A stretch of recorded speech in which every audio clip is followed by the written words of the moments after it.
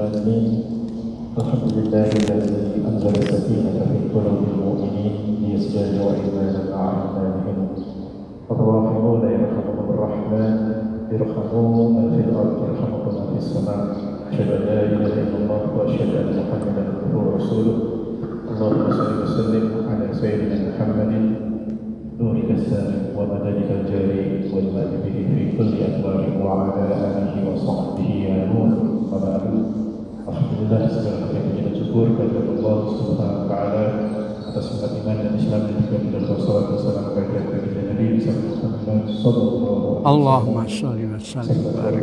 Sahabatnya dan juga orang-orang senantiasa istiqomah sampai zaman. Insyaallah saat ini masih dilihat kita akan bersiap akan isi oleh guru kita yaitu Ustaz Profesor Dr. Hamdan Anwar. Sebelumnya izin menyampaikan beberapa bulan pengumuman. Insyaallah masih lanjutkan hari Ahad pekan kedua pada sholat maghrib dan kita ada tausiah yang insyaallah akan isi oleh narasumber baru yang juga akan menjadi guru tetap masyarakat. Insyaallah akan diisi oleh lalu dilanjutkan hari Sabtu pekan ketiga pada sholat maghrib. Insyaallah akan diisi oleh saya Kang Ustaz Syahab. Lalu dilanjutkan insyaallah hari Sabtu pada sholat subuh pekan kelima insyaallah akan diisi oleh Al-Habib Profesor Dr. Said Kamil Jalal Anwar dan insyaallah hari Ahadnya di daerah Halangan insyaallah akan diisi oleh Kiai Haji Dr. Khalil Haris. Baik, selanjutnya kepada Ustaz Abdul. Terima kasih. Assalamualaikum warahmatullahi wabarakatuh. Bismillah walhamdulillah wa la ilaha illallah wahdahu la syarika lah wa la hawla wa la quwwata illa billah wassalatu wassalamu ala rasulillah wa ala alihi wa sahbihi wa mawalah amma ba'du. Bapak-bapak, ibu-ibu jamaah subuh yang dimuliakan Allah, kembali kita berkesempatan untuk bersyukur dan memuji Allah Subhanahu wa taala yang senantiasa melimpahkan karunia dan nikmatnya kepada kita. Kemudian kita panjatkan salam dan sholawat kepada Rasulullah Muhammad sallallahu alaihi wasallam yang telah mendapat amanah untuk menyampaikan risalah Islamiyah kepada umatnya. Bapak-bapak, ibu-ibu jamaah subuh yang dimuliakan Allah, kali ini kita akan mengkaji mungkin keluhan dari seorang atau beberapa orang seperti yang diwakili oleh kisah yang berikut ini. Kita atau dalam dunia Islam dikenal seorang yang bernama Ibrahim bin Adham. Beliau ini awalnya adalah seorang pangeran dari suatu kerajaan. Kemudian setelah bertemu dengan seorang syekh, maka keinginan untuk berkuasa menjadi surut dan dia lebih menekuni pada pengetahuan keagamaan sehingga akhirnya menjadi seorang syekh yang terkemuka, yang alim dan yang banyak sekali memberikan fatwa-fatwa. Suatu saat salah seorang santrinya bertanya, "Ya Syekh, saya baru saja membaca salah satu ayat Al-Quran yang terdapat dalam surat Ghafir ayat ke-60. Ayat itu adalah A'udzu billahi minasyaitonir rajim. Bismillahirrahmanirrahim. Ud'uni astajib lakum. Yang artinya berdoalah, memohonlah kepadaku, kepada Allah, niscaya Allah akan mengabulkan. Terus ada masalah apa? Kemudian santri itu berkata lagi, tapi tampaknya pesan Allah ini tidak benar. Loh kok tidak benar? Ya, sebab saya selalu berdoa dan selama ini doa-doa saya tidak pernah dikabulkan. Kenapa ini? Apa benar bahwa ayat tadi tidak benar? Artinya ketika saya berdoa ternyata Allah tidak mengabulkan apa yang saya minta. Dan ini saya alami sendiri. Sehingga saya mohon penjelasan. Maka kemudian Syekh Ibrahim mengatakan, Anda harus ingat ada pesan Allah yang lain, yaitu yang terdapat dalam surat Al-Baqarah ayat 186. Apa itu?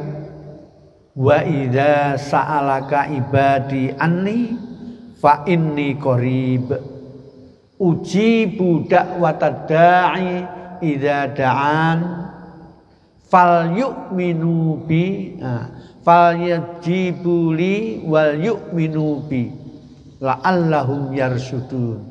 Yang artinya, wahai Nabi Muhammad, bila hambaku bertanya kepadamu tentang diriku, tentang diri Allah, jawablah, katakanlah, inni qarib, sesungguhnya aku itu dekat. Ujibu da'watad da'i idza da'an, dan saya pasti akan mengabulkan doa siapa saja yang memohon kepadaku. Fal yastajibuli, tapi ada dua syaratnya. Syarat yang pertama, fal yastajibuli, hendaknya dia merespon perintahku, taat pada ajaran-ajaranku, melaksanakan tuntunan-tuntunanku. Ini yang pertama. Kemudian yang kedua, wal yu'minu bi, dan hendaknya dia yakin benar, mantap bahwa Allah pasti akan mengabulkan. Jadi ada dua syaratnya.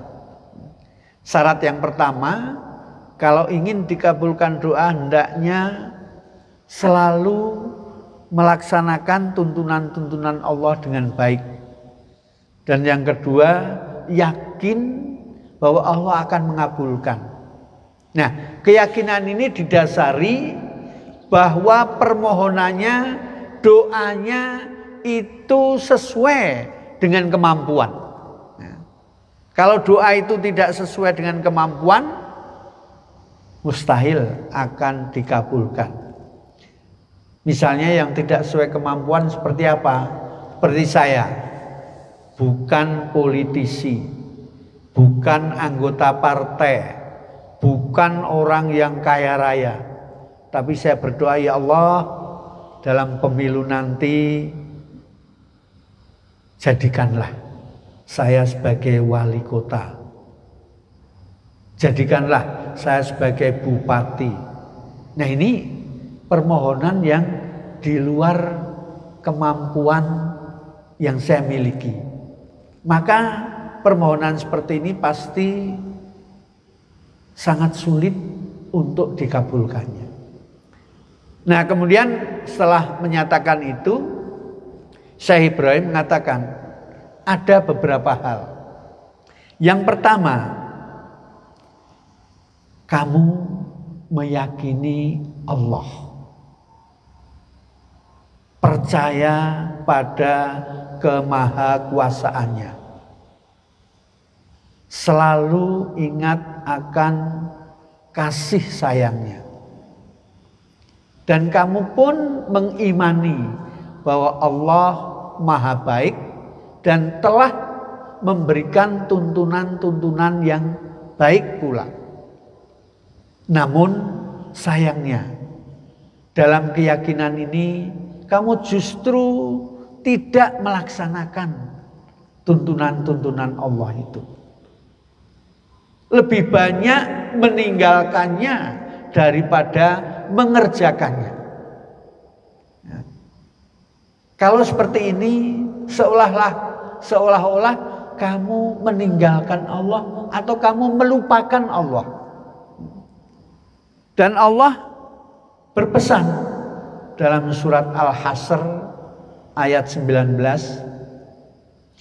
wala takunu kalladzina nasullaha fa'ansahum anfusahum ulaika humul fasiqun. Yang artinya, dan janganlah kamu bersikap seperti orang-orang yang lupa pada Tuhannya. Sehingga kalau melakukan hal ini atau bersikap lupa pada Allah, niscaya Allah pun akan melupakan dia. Dan orang yang lupa pada Allah tidak ada lagi filter yang membentengi dia untuk menjauhi perbuatan buruk, untuk menghindari kemaksiatan, karena sudah lupa pada Allah. Sehingga Rasulullah pun mengatakan, seorang pencuri itu tidak beriman ketika dia melakukan pencurian. Kenapa dikatakan demikian? Karena kalau dia beriman, pasti dia akan menjauhi, menghindarkan atau meninggalkan keinginan untuk mencuri tadi. Nah, saat dia mencuri, imannya sudah terabaikan, yang ada adalah nafsu setan. Nafsu ingin melakukan hal-hal yang sejatinya dilarang oleh Allah. Padahal seperti tadi diungkapkan dalam surat Al-Baqarah ayat 186, untuk dikabulkannya doa, syarat pertama, fal yastajibuli, ya. Hendaknya dia merespon, menjawab ajakan Allah, melaksanakan perintah Allah untuk apa? Melaksanakan tuntunannya, mengerjakan yang baik, meninggalkan yang buruk. Nah, ini semua adalah tuntunan-tuntunan Allah. Nah, ini bisa jadi, coba diingat, engkau banyak melalaikan perintah-perintah Allah dan justru mengerjakan hal-hal yang dilarang.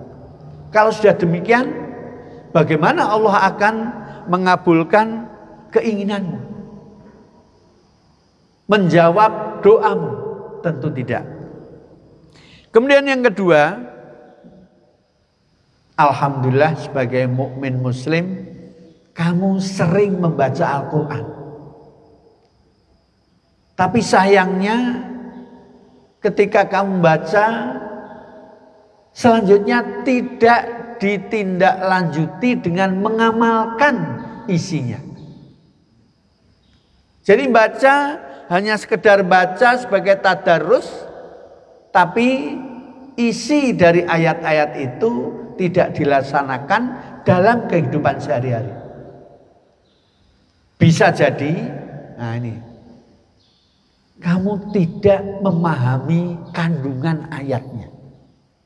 Sehingga karena tidak memahami kandungan ayat, bagaimana akan melaksanakan tuntunan ayat tadi? Bisa jadi pula kamu paham karena sudah membaca terjemahnya atau membaca tafsirnya, tapi memang enggan untuk melaksanakannya. Sehingga pengenalan terhadap Quran tidak total, tidak tuntas. Quran hanya dijadikan sebagai bacaan, tetapi tidak dijadikan sebagai pedoman hidup. Padahal Allah mengisyaratkan dalam surat Al-Baqarah ayat 185, Syahrul Ramadan alladzi unzila fihil Qur'an hudal linnasi wa bayyinatin minal huda wal furqan. Apa artinya? Bulan Ramadan yang ketika itu Al-Quran diturunkan dengan fungsi hudal linnas, sebagai petunjuk bagi manusia dalam menjalani kehidupannya. Nah, disinilah fungsi Al-Quran yang sebenarnya adalah bukan hanya untuk dibaca, tetapi yang lebih penting lagi untuk dilaksanakan ajaran-ajarannya. Mengingat hal ini, saya pernah mendengar seseorang setelah melawat berkunjung ke Jepang, maka ketika pulang, bagaimana berita informasi yang didapat dari kepergian Anda ke Jepang? Wah, saya mengenal orang-orang Jepang luar biasa. Mereka itu tinggal bersahadat saja. Maksudnya apa? Mereka dalam kehidupan sehari-hari, saya perhatikan, saya lihat apa yang dikerjakan, kegiatan mereka, apa yang dilakukan, ternyata sesuai dengan tuntunan ayat-ayat Al-Quran. Sayangnya mereka bukan Muslim. Sehingga seandainya mereka bersahadat, itulah masyarakat Islami yang ideal seperti yang ada dalam Quran. Nah, ini artinya apa? Ternyata ada masyarakat yang tidak membaca Quran, tidak mengenal bahwa Al-Quran sebagai pedoman hidup, namun dalam kegiatan sehari-hari, apa yang mereka kerjakan, sikap mereka, sifat mereka persis seperti tuntunan Al-Quran. Nah, ini saya teringat itu ketika membaca kisah Ibrahim bin Adham dengan santrinya tadi. Sedangkan kamu, Al-Quran hanya dijadikan bacaan saja. Tetapi yang penting dari itu, tidak diamalkan petunjuk-petunjuknya, tidak dilaksanakan tuntunan-tuntunannya. Padahal Al-Quran ini dari Allah Subhanahu wa Ta'ala. Ketika kita melaksanakan tuntunannya, maka Allah akan senang, Allah akan ridho kepada mereka yang taat melaksanakan tuntunan-tuntunan Al-Quran. Nah, kemudian yang ketiga adalah Allah selalu mengingatkan, hendaknya sering-sering kita beristiadah. Istiadah itu artinya mohon perlindungan pada Allah dari godaan setan dengan ucapan a'udzubillahi minasyaitonirrajim. Di sini Allah mengenalkan bahwa setan itu adalah makhluk Allah yang terkutuk. Kenapa terkutuk? Karena setan selalu berupaya untuk menjerumuskan manusia, untuk mengganggu manusia, untuk mendorong manusia berbuat kejahatan, melakukan kemaksiatan, meninggalkan tuntunan-tuntunan Allah. Kamu kenal itu. Tapi sayangnya justru kamu sering mengikuti keinginan setan. Kamu sering mengerjakan sesuatu yang bertentangan dengan perintah Allah dalam rangka memuaskan nafsu setan. Padahal Allah mengatakan dalam surat Yasin, salamun qaulam mir rabbir rahim wamtazul yauma ayyuhal mujrimun ya bani Adam alla ta'budu syaitana innahu lakum aduwwum mubin. Wa ni'buduni hadza siratum mustaqim. Nah, dalam surat Yasin. Ini yang penting, ya bani Adam, wahai manusia keturunan Adam, Allah ta'budus syaiton. Jangan sekali-kali kamu menyembah, mengikuti keinginan setan. Innahu lakum aduwwum mubin. Karena setan itu pasti merupakan musuhmu yang selalu akan menyesatkan kamu. Jadi di sini Allah sudah menginformasikan ini akan menyesatkan kamu. Jangan sekali-kali kamu ikuti kemauannya. Ini terjadi. Manusia yang pertama kali berdosa, yang pertama kali mengingkari perintah Allah adalah Nabiullah Adam alaihissalam. Tapi pertanyaannya, kenapa dia seorang nabi tetapi berani mengingkari Allah? Ternyata disebabkan bujuk rayu setan. Dalam surat Al-Baqarah ayat 36 mungkin ya, Allah mengisyaratkan fa'azallahumas syaitanu anha wa akhrajahuma mimma kana fi wa qulna bitu ba'dzukum li ba'din adu walakum fil ardi mustaqarrun wa mata'un ilahin. Yang artinya apa? Fa'azallahumas syaiton. Kemudian setan telah menjerumuskan Adam dan Hawa dari ketaatan mereka kepada Allah. Fa'azallahumas syaiton. Nah, di sini setan. Setan selalu tidak senang melihat manusia taat pada Allah. Melihat manusia sebagai orang yang soleh, melihat manusia selalu ibadah, tidak akan senang. Dia selalu akan mengganggu, akan mendorong manusia untuk melakukan kejahatan. Dan setan mengatakan, summa la'atiyannahum min baini aidihim wa min khalfihim wa an aimanihim wa samailihim wa la tajidu aksarohum syakirin. Surat Al-A'raf ayat 14. Summa la'atiyannahum, kemudian saya, ya Allah, setan akan mendatangi manusia, akan menjerumuskan manusia, akan menyesatkan manusia, baik dari depan maupun dari belakang, dari arah kanan maupun dari arah kiri, sehingga Engkau ya Allah akan mendapatkan kebanyakan manusia tidak termasuk orang-orang yang bersyukur. Apa artinya? Setan datang dari depan mengganggu kita, ini artinya mengganggu secara langsung.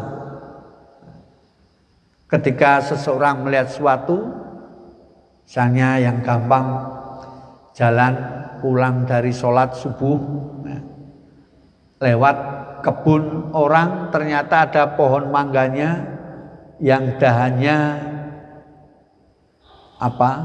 condong ke jalan. Ternyata di dahan itu ada mangganya yang sudah masak. Maka ketika itu setan berbisik, petik, ambil, mumpung tidak ada orang. Nah, ini godaan setan secara langsung, ambil saja. Maka kemudian nengok kanan, nengok kiri, nggak ada orang, ambil. Di situ setan bersorak karena dorongannya untuk berbuat tidak baik terlaksana. Nah, ini menggoda secara langsung. Kalau min khalfihim, dari belakang ini artinya secara tidak langsung.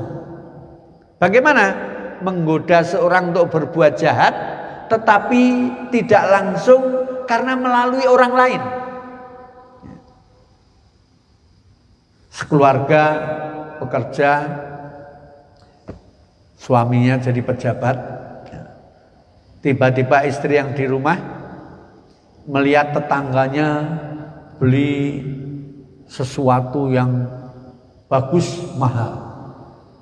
Misalnya beli TV 70 in, wah itu besar mahal. Wah dia melihat, wah tetangga bisa beli, padahal dia satu kantor dengan suami saya. Begitu pulang, Pak, tetangga tadi baru beli TV 70 in besar, sehingga kalau lihat enak. Wah dia kan baru dapat rezeki, bisa jadi bisnis istrinya lancar. Tapi papa kan jabatannya lebih tinggi dari dia, masa nggak bisa? Tiap saat ditanyain terus lama-lama hatinya luluh. So, gimana saya? Ya udah itu ada proyek-proyek tanda tangan sedikit kan udah dapat. Nah, ini godaan setan secara tidak langsung melalui orang lain. Nah, ini. Kalau godaan setan dari kanan, kanan itu yang baik. Setan itu tahu tidak semua orang bisa digoda untuk melakukan keburukan. Para kiai, para ulama, para agamawan semuanya sulit disuruh mencuri. Tidak mungkin diajak menipu. Tapi godanya bagaimana? Godanya dengan kebaikan. Jadi menggoda dari kanan itu menggoda dengan kebaikan. Bagaimana caranya? Misalnya ketika sholat, Allahu Akbar, kemudian ada bisikan, ingat kamu jadi imam. Nah, misalnya imam, kamu adalah ulama yang dihormati daerah ini. Ayo, sholatmu dikhusyukkan. Sholatmu jangan tergesa-gesa. Nah, sehingga muncul, oh ya, saya akan sholat sebaik mungkin agar makmumnya memuji bahwa sholat saya bagus. Nah, ini sudah merupakan godaan yang tidak disadari, ya. Sehingga Pak Kiai tadi terjerumus untuk melakukan sholat bukan lillahi ta'ala, tapi mengikuti bisikan setan agar dipuji orang lain. Nah, ini godaan dari kanan. Jadi godaan kanan itu godaan dengan kebaikan. Godaan kebaikan itu bisa jadi dalam ibadah, bisa jadi dalam sedekah. Wah, ini orang-orang akan membangun suatu. Coba kamu bantu, ya, memberikan sumbangan, dan sumbanganmu mesti yang banyak dan nanti diumumkan supaya orang-orang tahu kamu itu dermawan. Nah, kadang-kadang begitu, ya.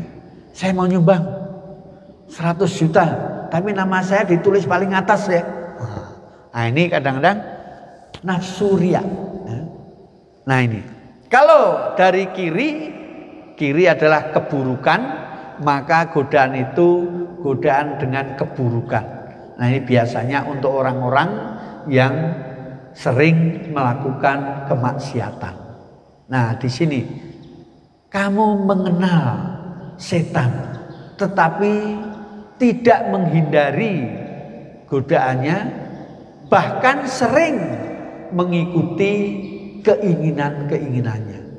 Bagaimana mungkin Allah akan mengabulkan doa? Kemudian yang keempat, kamu selalu bersolawat. Allahumma sholli ala sayyidina wa habibina wa syafi'ina Muhammadin sallallahu alaihi wasallam. Apa artinya?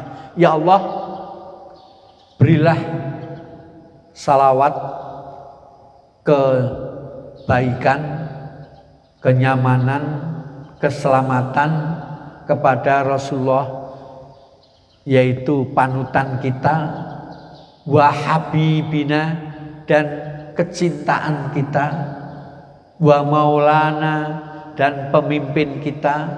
Nah, selalu dikatakan habibina, cinta, berarti kamu cinta Rasul. Cinta Rasul diungkapkan dengan sholawat, karena kita tidak bertemu langsung dengan Rasul, dengan sholawat. Tapi yang lebih penting, cinta Rasul itu diungkapkan dengan selalu mengikuti sunnah-sunnahnya. Nah, ternyata seringkali kamu justru meninggalkan sunnah-sunnah Rasul. Sunnahnya dari yang kecil sampai yang besar. Yang kecil misalnya apa? Rasulullah SAW mengingatkan, la yasrobanna ahadukum qa'iman. Jangan sekali-kali diantara kamu minum sambil berdiri. Karena itu merupakan sikap yang tidak baik. Sehingga kalau minum hendaknya duduk. Ketika pernah saya melihat pertandingan voli, saat time out itu ada pemainnya diberi botol minuman apa, air mineral. Yang saya kagum, begitu terima dia langsung jongkok duduk baru minum. Ini saya lihat pemainnya itu, waduh, hebat ini. Padahal ada lain temannya begitu dapat langsung buka minum sambil berdiri. Tapi saya lihat ada 2 orang begitu dapat buka duduk baru diminum. Nah, ini saya yakin ini mesti Muslim ini. Dia mendapat informasi etika untuk minum yang oleh Rasul, la yasrobanna ahadukum qa'iman. Jangan sekali-kali minum sambil berdiri. Nah, ini apa? Sunnah yang kecil. Tetapi ternyata ini menjadi parameter, menjadi indikator apakah seseorang betul-betul memperhatikan sunnah Rasul atau mengabaikannya. Ini yang kecil itu. Ada lagi yang kecil, apa?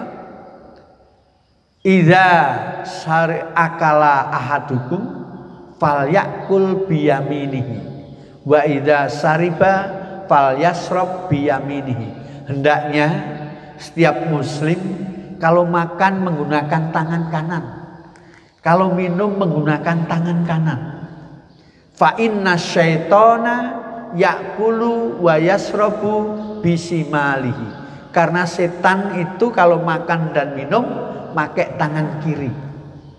Nah, kita tanya pada diri sendiri, seberapa sering kita menggunakan tangan kiri untuk makan atau minum? Kadang-kadang ketika makan ambil, nah gitu ya. Nah, ini tentu tidak mengikuti sunnah Rasul yang kecil-kecil aja.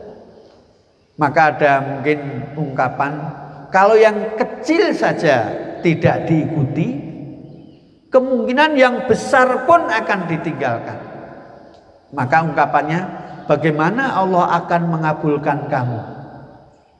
Sedangkan pada satu sisi kamu mengatakan mencintai Rasul, tapi pada sisi lain meninggalkan sunnah-sunnahnya, tidak mau melaksanakan sunnah-sunnahnya. Nah, di situ.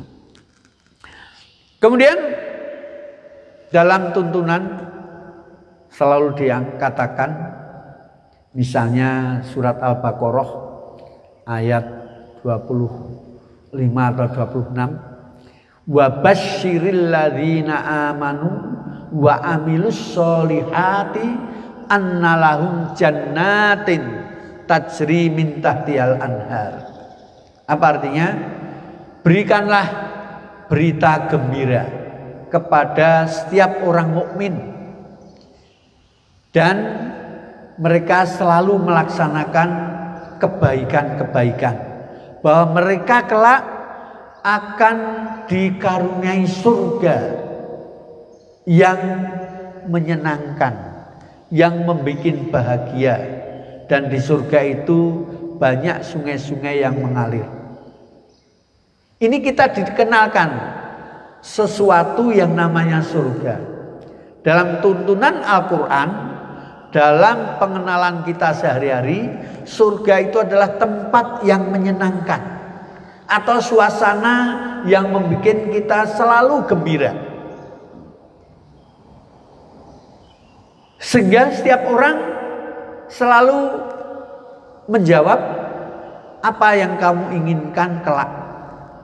Saya ingin mendapatkan surga. Nah, tetapi di sini kamu santriku ingin surga, tetapi sayangnya tidak melakukan kegiatan-kegiatan yang menuju ke surga. Yang kamu lakukan justru hal-hal yang bertentangan dengan jalan ke surga. Nah, mengenal surga tapi tidak melakukan kegiatan untuk mendapatkannya. Bahkan yang dikerjakan adalah sesuatu yang akan membuat dia jauh dari surga. Yang mendapatkan surga itu apa? Dua. Satu, alladzina amanu wa amilus sholihat. Harus ada dua unsur ini. Amanu saja tidak akan bisa mendapatkan surga. Amalus sholihat saja tidak akan bisa. Yang bisa baru alladzina amanu wa amilus sholihat. Itu banyak ayat atau semua ayat surga itu selalu diperuntukkan bagi alladzina amanu wa amilus sholihat. Itu.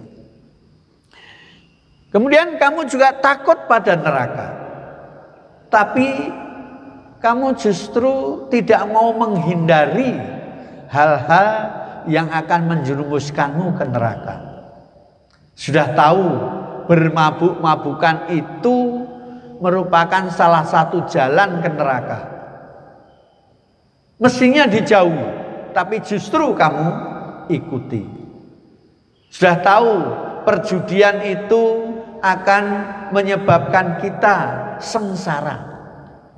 Sengsara di dunia dan juga kelak di akhirat akan mendapat balasan yang tidak baik. Tapi juga selalu dilakukan. Ini saya baca artikel maksiat yang banyak dilakukan itu adalah pada malam tahun baru. Di situ penjualan miras meningkat, penjualan narkoba meningkat, terjadinya perbuatan yang ada yang hanya sekedar melihat-melihat, tapi banyak pula yang terjerumus pada mengikuti kegiatan-kegiatan maksiat, minum-minum sampai mabuk. Dan ketika itu seringkali tidak hanya pemuda-pemudanya, tidak hanya laki-lakinya, kadang-kadang campur laki wanita. Maka dapat dibayangkan apa yang terjadi selanjutnya. Nah, di sini apa? Kemaksiatan selalu ada di sekitar kita. Tapi seringkali kita larut ke dalam kemaksiatan itu dan tidak takut bahwa itu akan menyengsarakan.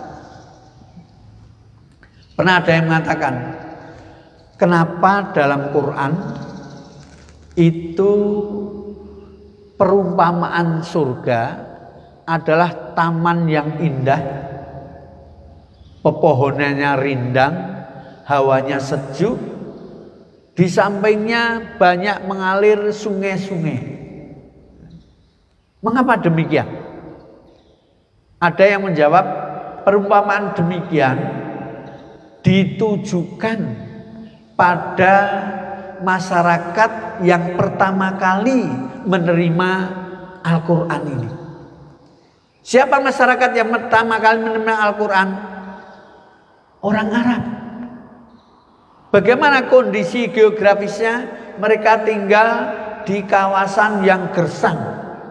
Sekitarnya hanya pasir batu. Tidak ada sungai-sungai mengalir. Tidak ada pepohonan yang rindang. Pepohonan kadang-kadang ada kurma, tapi bila itu dekat dengan sumber air.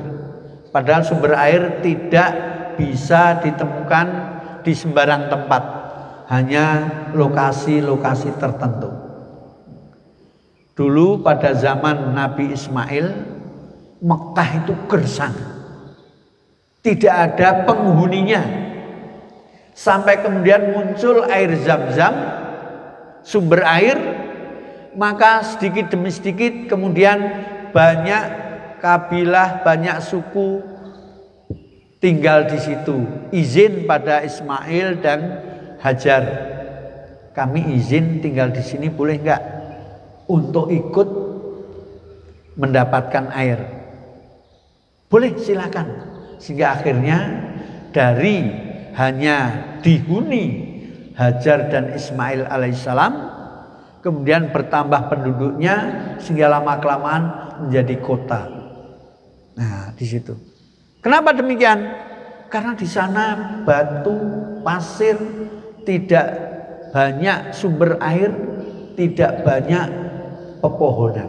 Maka surga yang diumpamakan dalam Al-Quran suatu taman yang indah, banyak pepohonannya, ada sungai-sungai mengalir.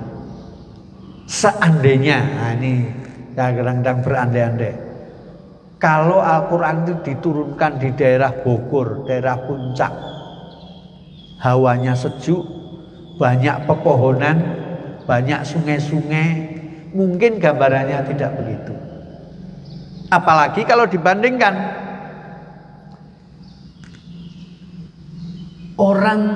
seseorang yang mendalami pengetahuan, ingin mendekatkan diri pada Allah. Dalam bahasa kita mungkin para sufi, ahli tasawuf.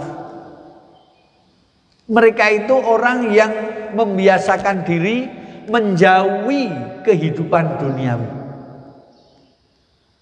Sehari-hari mereka gunakan untuk banyak ibadah. Ketika ditanya apakah mereka ingin mendapatkan surga yang berupa tempat yang indah, dilayani bidadari-bidadari cantik, ternyata tidak.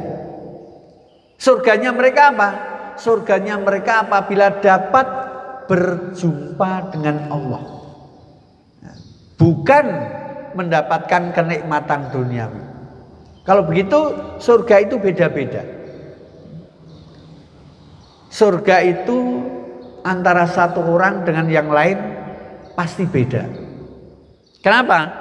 Karena dalam surat Fussilat ayat 30 ayat 31 diungkapkan, surat Fussilat ayat 31, nahnu auliyaukum fil hayati dunya wa fil akhirah walakum fiha ma tastahi anfusukum walakum fiha ma tad'un.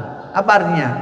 Kami, Allah dan para malaikat adalah pelindung-pelindungmu saat kehidupan dunia maupun kelak pada kehidupan akhirat. Dan di akhirat kamu akan mendapatkan semua yang kamu inginkan. Ketika di surga kamu akan menerima apapun yang kamu mau. Nah, ini janji Allah pertama. Keinginan apapun akan dapat terpenuhi ketika di surga di akhirat. Padahal keinginan setiap orang itu berbeda-beda. Seorang yang hidup dengan kekurangan rezeki, rumah seadanya dari bambu, makan hanya apa yang didapat. Ketika ditanya, kalau kamu di surga ingin apa? Saya ingin punya rumah yang mewah.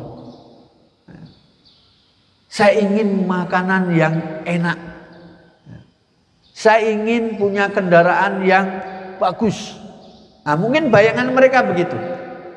Tapi kalau konglomerat, rumah mewah banyak dia. Di sini ada, di sana ada. Mobil mewah, di garasi. Nah, ada yang di garasinya punya 5, punya 10, nah, itu ya. Dulu Wawan itu ya, suaminya wali kota Tangerang Selatan. Nah, di garasinya mobil mewah banyak sekali. Atau sekarang Raffi Ahmad, wah ini mobilnya mewah banyak sekali. Apakah nanti di surga keinginannya itu lagi? Enggak, mau di dunia sudah terpenuhi. Ya. Inginnya mereka apa? Inginnya adalah mereka sesuatu yang membuat hatinya tenang. Ya. Sehingga kemudian orang mengumpamakan surga itu adalah suasana, kondisi yang membuat hati senang, hati gembira, hati bahagia. Itulah surga. Nah, sehingga apa yang membuat seseorang senang mungkin atau pasti tidak sama dengan sesuatu yang akan menyenangkan orang lain. Nah, di sini akhirnya yang tepat itu surga itu adalah sesuatu yang menyenangkan, tempat yang membuat kita tentram. Bapak-bapak, ibu-ibu sekarang dalam kehidupan ini pasti pernah merasakan senang, merasa gembira, merasa bahagia. Kapan itu? Bila keinginannya terpenuhi. Aduh, saya berdoa semoga anak saya lulus ujian dengan nilai yang bagus. Ternyata didoakan anaknya pun rajin belajar. Akhirnya setelah ujian diumumkan si A mendapat nilai tertinggi. Alhamdulillah. Nah, di situ senang. Itulah surga yang bisa kita nikmati ketika di dunia. Nah, kelak di akhirat juga demikian. Surga yang kita temukan adalah suasana yang menyenangkan itu. Nah, sehingga dengan demikian surga kita nanti sesuai dengan keinginan masing-masing. Nah, itu ya. Nah, kemudian yang ketujuh, kamu pasti meyakini bahwa setiap makhluk ada batas usianya. Ya. Likulli syai'in ajal. Segala sesuatu punya batas waktunya. Manusia batas waktu kehidupan dunia adalah ketika meninggal. Kamu sering mendengar tetangga meninggal, sering melihat keluarga meninggal. Tapi ketika kamu tahu itu, disertai pula pemahaman kalau seorang sudah meninggal, dia tidak lagi dapat melakukan apapun. Bahkan Rasulullah mengatakan apa? Kullu bani'a idza mata bnu Adam in qata'a amaluhu illa min salasin. Kalau manusia keturunan Adam itu meninggal, selesai, putus segala amalnya kecuali 3. 3 itu apa? Shadaqatun jariyah, sedekah yang selalu digunakan sehingga pahalanya terus mengalir. Kedua, ilmun yang yuntafa'u bihi, mengajarkan ilmu yang selalu dimanfaatkan. Dan yang ketiga, waladun solihun yad'ulahu, anak soleh yang selalu mendoakannya. Sedangkan dia melakukan amal lagi sudah nggak bisa. Maka di sini yang harus kamu ketahui ketika kamu melihat orang meninggal, seandainya saya meninggal, apakah bekal saya untuk menghadap Allah sudah cukup? Nah, ini yang kadang-kadang sering terabaikan, tidak mengambil pelajaran. Kalau hal ini terjadi, maka juga akan menimpa dirinya. Seandainya dia meninggal dengan bekal yang cukup, alhamdulillah. Ini seringkali terlihat ya. Terlihat bagaimana? Seringkali ketika takziah orang yang meninggal, mohon izin saya ingin melihat wajah almarhum terakhir kali. Ketika dibuka, tampak wajahnya berseri, bibirnya tersenyum. Aduh, meninggalnya kok enak dengan bibir tersenyum. Ini artinya apa? Ini insya Allah husnul khotimah. Bekalnya cukup. Sebab ada pula ketika dibuka, wajahnya menyinarkan ketakutan. Bahkan seringkali matanya masih sulit dipejamkan karena melotot. Nah, ini bisa jadi su'ul khotimah. Sehingga sebetulnya ketika takziah berupaya mohon izin untuk melihat wajah almarhum terakhir kali, itu bisa memberikan sentuhan pada jiwa kita. Saya ingin kelak kalau meninggal seperti beliau, dengan senyum. Bagaimana caranya? Tentu dengan menyiapkan bekal yang sebaik-baiknya. Dan pesan Allah dalam surat Al-Baqarah, inna khairaz zadi at-taqwa. Sesungguhnya sebaik-baik bekal itu adalah ketakwaan kita kepada Allah Subhanahu wa taala. Nah, inilah beberapa pesan dari Syekh Ibrahim Al-Adham kepada santrinya dalam rangka meminta petunjuk bagaimana agar doa itu dikabulkan. Jadi demikian tadi beberapa unsur yang akan menjadi penyebab apakah doa akan dikabulkan atau akan ditolak, tidak direspon oleh Allah Subhanahu wa taala. Baiklah, mari kita lanjutkan dengan diskusi. Silakan kalau ada yang bertanya.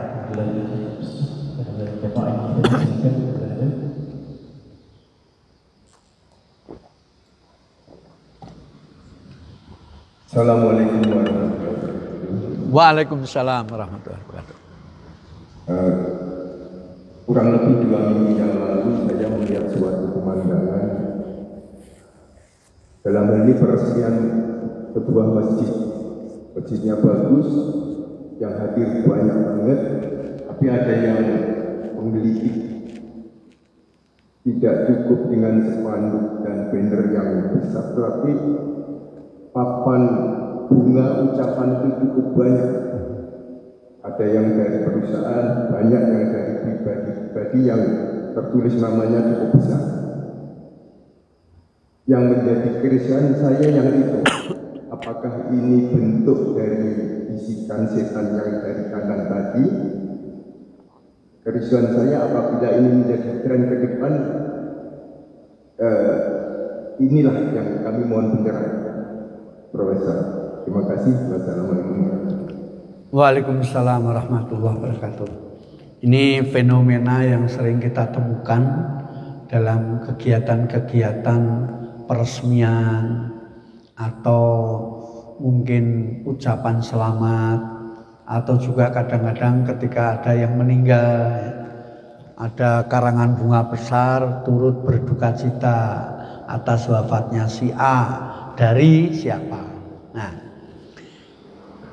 ini menjadi persoalan apakah ini akan menyebabkan terjerumusnya kita, baik yang mempunyai hajat atau yang memberikan ucapan selamat kepada godaan setan.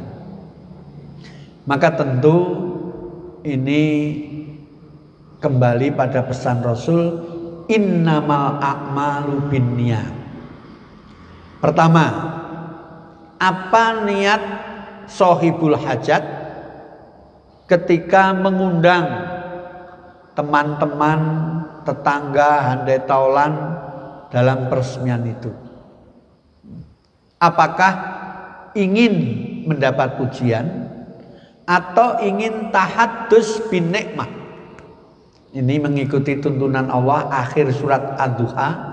Wa amma bi ni'mati rabbika fahaddis.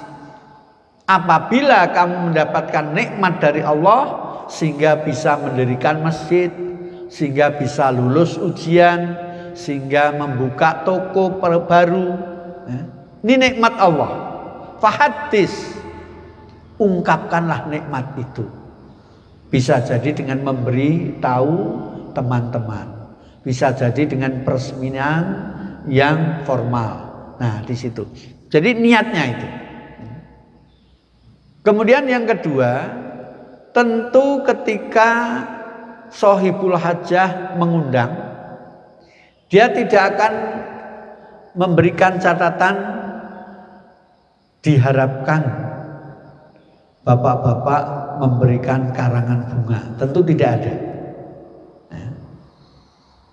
Bahkan sering ini seorang Sohibul Hajat perkawinan, ada catatannya. Maaf, kami tidak menerima sumbangan, kado atau karangan bunga. Ada yang begitu, sehingga orang datang itu malah lebih longgar ya. Tidak, wah ini orang kaya kadonya apa ini. Nah, kadang-kadang untuk orang kaya kita bingung milih kado yang terbaik. Kalau untuk orang biasa-biasa, kadonya sembarangan aja. Padahal orang kaya mestinya tidak perlu diberi kado yang baik-baik karena dia sudah kaya. Kadang-kadang begitu. Kita kadang-kadang apa nih kadonya yang layak ini? Sekarang gitu. Tapi ada tadi, maaf kami tidak menerima kado, sumbangan ataupun karangan bunga. Kadang-kadang ada gitu. Tapi ini jarang. Ini niat daripada tuan rumah. Apakah untuk pamer, kalau bahasa gampangnya, atau tulus untuk mengungkapkan rasa syukurnya karena mendapat nikmat. Nikmatnya apa? Berhasil mendirikan masjid dan peresmian akan digunakan.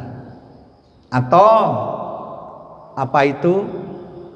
Hajatan, walimatur urus, besar-besaran di gedung yang mewah. Atau karena ujian lulus, saya ini dosen, sering menguji doktor.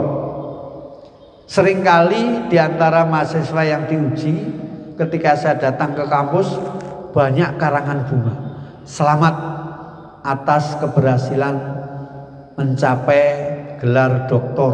Nah, ini banyak. Nah, di sini juga apakah Promovendus mengundang teman-temannya tadi untuk pamer atau sekedar sebagai tahaddus bin nikmat. Nah, itu yang pertama. Kemudian yang kedua, bagi yang memberikan karangan bunga. Kenapa demikian? Karena namanya tercantum. Namanya tercantum. Maka di situ apakah dia ikhlas? Saya ingin memberi selamat dan ucapan selamat ini supaya tahan lama. Kalau selamat itu kan selesai sekali. Jadi kalau karangan bunga dari pagi sampai petang masih ada. Nah, apakah tujuannya juga untuk pamer atau sekedar juga menyampaikan selamat dengan tulus? Nah, di situ. Dan antara keikhlasan dengan riya itu beda tipis. Nah, ini persoalannya di situ. Sehingga banyak orang itu aja pamer, mentang-mentang kaya. Yang nggak suka akan begitu. Tapi yang suka akan menganggap, wah ini harus begitu dong. Sehingga orang lain tahu bahwa dia sudah berhasil dalam apa. Nah, begitu. Sehingga tadi ketika menggelitik tadi, maka yang dianjurkan dalam Al-Quran, kemukakanlah dulu husnudzon, jangan suudzon dulu.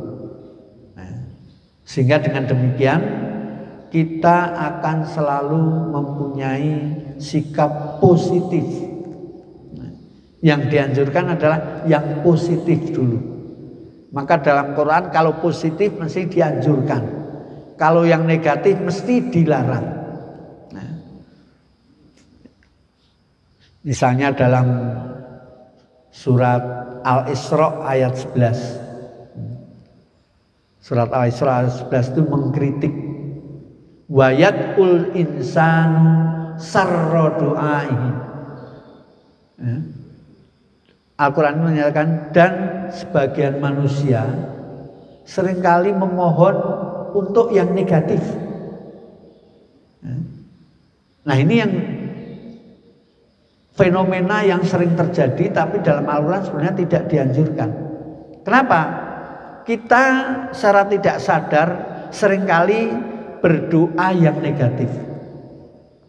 Misalnya lagi naik kendaraan, tiba-tiba disalip motor kencang. Knalpotnya dibuka, sarangannya weng gitu, kaget kan? Wih, semoga ketabrak dia. Nah, kata-kata semoga ketabrak dia itu doa yang buruk. Semoga itu doa.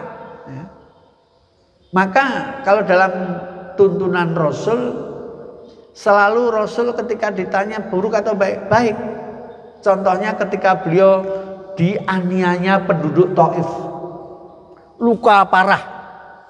Padahal beliau datang ingin berdakwah. Akhirnya beliau pulang. Ketika di jalan, malaikat Jibril datang. Ya Rasul, penduduk Taif ini sungguh zalim. Izinkan saya untuk menghukum mereka. Saya akan balikkan kota Taif ini. Rasul bilang, jangan. Bahkan beliau mendoakan, Allahumma di qaumi fa innahum la ya'lamun. Ya Allah, berikan petunjuk pada orang-orang Taif itu. Karena mereka belum tahu apa yang akan saya dakwahkan.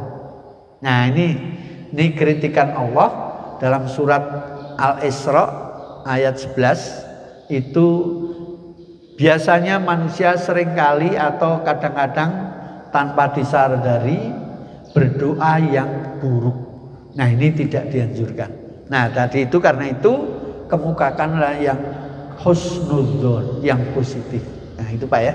Nah, baik. Ada lagi yang bertanya? Ya.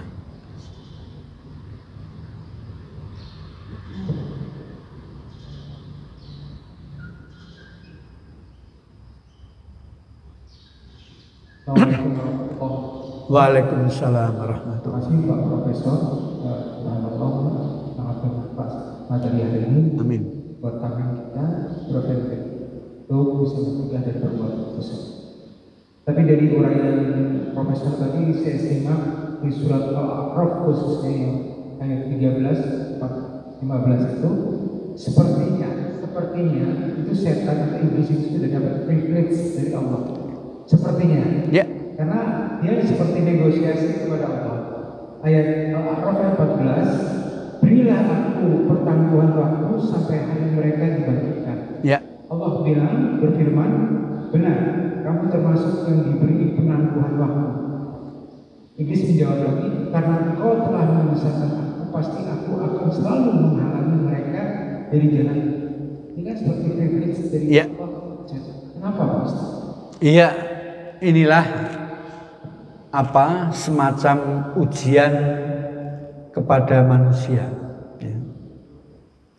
Sehingga di sini Allah telah pertama menyatakan bahwa setan itu sebagai makhluk yang terkutuk. Nah, kemudian tampaknya kalau kayak kita itu mengemukakan banding atau mengemukakan keberatan gitu ya. Tapi karena tidak bisa menolak, fabima aghwaytani, karena kamu menyesatkan aku ya Allah, ya, aku terima karena saya tidak bisa membantah. Tetapi saya tidak mau sendirian. Ya. Saya ingin ada keturunan Adam yang menyebabkan saya dikutuk ini, ya, untuk menemani saya dalam kondisi yang terhinakan. Nah di situ. Jadi dan untuk itu beri kesempatan aku ya Allah, fa'angdzirni ila yaumi yub'atsun. Nah kata tadi ya ayat 14 tadi, berikan aku waktu tangguh sehingga hari kebangkitan. Ketika ditanya kenapa misalnya itu ya, karena saya ingin menyesatkan seluruh anak Adam. Nah itu. Nah ini tujuannya. Maka Allah mengatakan, oh ya silakan. Maka di ayat lain, laisalaka sultanun, kamu tidak akan mampu untuk menyesatkan hamba-hambaku yang mukhlasin, yang ikhlas. Nah disinilah kemudian Allah memberikan petunjuk ini jalan yang lurus, tapi Allah juga memberikan petunjuk ini jalannya setan. Jadi Allah memberikan ini yang baik, ini yang buruk. Seperti tadi saya katakan dalam surat Yasin, ya bani Adam alla ta'budus syaiton. Jangan kamu mengikuti keinginan setan. Ini kita sudah diperingatkan. Dan ini ujian. Seberapa jauh, seberapa kuat kita menahan godaan setan. Karena godaan setan tadi ayat selanjutnya ya 15 atau 16 itu, summala atiyannahum mim baini aidihim wa min khalfihim. Kemudian dalam menggoda itu saya akan datangi semua manusia, baik dari depan maupun dari belakang, dari arah kanan maupun dari arah kiri, sehingga kebanyakan tidak akan bersyukur, bahkan akan kufur dengan nikmatmu. Nah jadi privilege atau dispensasi dari Allah ini adalah ditujukan untuk menguji manusia itu sendiri. Sehingga dalam ayat lain dikatakan bahwa manusia itu akan selalu mendapat ujian setiap saat. Surat Al-Ankabut ayat 2 dan 3, ahasiban nasu ayyutraku ayyakulu amanna wahum la yuftanun. Apakah orang-orang mengira kalau sudah menyatakan beriman dia tidak akan diuji lagi? Salah. Ayat ketiganya, walaqad fatannal ladzina min qablihim fala ya'lamannallahu alladzina shadaku wa la ya'lamannal kadzibin. Ketahuilah Allah telah memberikan ujian pada semua manusia sebelum kita. Dengan ujian itu, nah ini tujuannya. Dengan memberikan dispensasi pada setan, tujuannya apa? Fala ya'lamannallahu alladzina shadaku. Allah akan mengetahui siapa yang tetap yakin pada Allah dan melaksanakan tuntunannya, wala ya'lamannal terkecoh kemudian mendustakan tuntunan-tuntunan Allah. Nah, jawabannya ada surat Al-Ankabut ayat 2 dan 3. Nah itu. Nah itu jawabannya Pak. Jadi untuk ujian. Seperti juga begini, satu ekor babi melahirkan 12 anak. Sedangkan kambing, sapi, kerbau melahirkan hanya satu. Yang halal melahirkannya sedikit, yang haram melahirkannya banyak. Padahal yang itu haram. Kok kenapa kalau diharamkan nggak usah dilahirkan saja? Nah kadang-kadang berpikir kita begitu ya. Nah ini jawabannya adalah inilah ujian bagi kita. Apalagi kata orang daging babi itu enaknya bukan main. Nah, saya pernah mendengar cerita ada beberapa kiai ya, mau pergi dari Madiun ke Jakarta naik kereta api. Kemudian ada pedagang asongan. Pedagang asongan ketika itu ada diperlihatkan nasi, gulai dan sebagainya. Lihat, itu kok gulainya enak sekali. Itu enak, Bu. Oh enak Pak. Beli. Masing-masing beli satu porsi. Setelah dimakan, wah enak betul ya. Wah, baru sekarang saya rasakan. Terus tanya, Bu ini daging apa kok enak banget? Oh itu daging B2 Pak. Apa B2? Babi. Hah? Babi? Langsung semuanya muntah gitu. Muntah itu sampai buahnya sampai mungkin dianggap perutnya bersih. Nah ini tadi ada yang mengatakan babi itu enak ya, sehingga ini ujian bagi kita. Karena itu hal-hal yang terkait dengan informasi Al-Quran itu banyak sekali yang sebetulnya tidak layak kita konsumsi, tidak layak kita lakukan, tapi tetap ada di sekitar kita. Bahkan kelihatan lebih menarik, lebih indah, lebih nikmat. Nah inilah tujuannya apa? Untuk ujian bagi kita. Seberapa kuat iman kita mengikuti tuntunan Allah atau mengikuti kehendak setan tadi. Nah gitu Pak ya. Baiklah, sudah siang, kita lanjutkan dengan doa. A'udzubillahi minasyaitonirrajim. Bismillahirrahmanirrahim. Allahumma shalli wa sallim ala Muhammad wa ala ali Muhammad angkuli sahabati Rasulillahi ajma'in walhamdulillahi rabbil alamin. Allahumma arinal haqqa haqqa warzuqna tiba'ah wa arinal batila batila warzuqna istinabah. Rabbana la tuzigh qulubana ba'da idh hadaitana wa hab lana min ladunka rahmah innaka antal wahhab. Rabbana ighfir lana wa liwalidina warhamhum kama rabbauna shighara wa li jami'il muslimina wal muslimat wal mu'minina wal mu'minat al ahya'i minhum wal amwat. Rabbana hab lana min azwajina wa dzurriyyatina qurrata a'yun waj'alna lil muttaqina imama. Rabbana atina fid dunya hasanah wa fil akhirati hasanah wa qina adzabannar.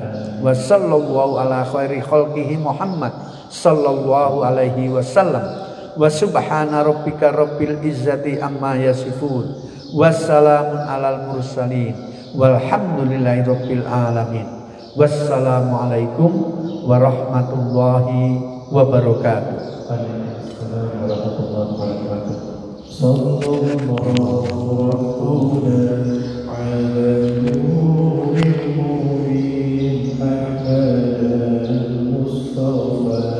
Sayyidil mursalin sallallahu ala nuril mubin Ahmad al-Mustafa Sayyidil mursalin wa ala alihi wa sahbihi ajma'in wa ala